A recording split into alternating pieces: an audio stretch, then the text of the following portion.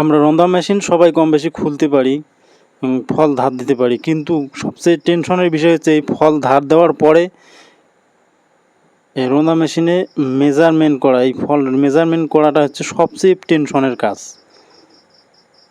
তা আজকে দেখাবো এটা সব সুন্দরভাবে একদম সহজ উপায়ে কিভাবে মেজারমেন্ট করবেন সেটা আজকে দেখাবো।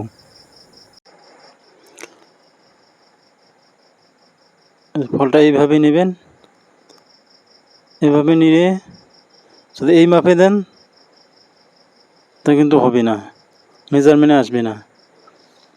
তারপর যদি এইভাবে ঘুরে দেন তারপরে কিন্তু মেজারমেন্ট আসবে না। তাহলে আসবে কিভাবে এখন দেখাচ্ছি, দেখে নাও।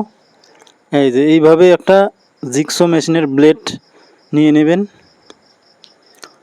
তার পিছনে যে চাপটা যে আছে, ফলের যে চাপটা লাগাই সেই চাপটা একটু পিছিয়ে দিবেন, পিছিয়ে দিয়ে এই যে ফাঁকা জায়গাটায় এই যে ব্লেডটা দিয়ে দেবেন। তাহলে এই ব্লেডটা দিয়ে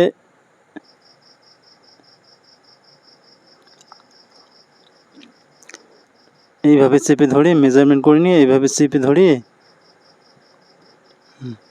টাইট দিয়ে দেবেন নাট।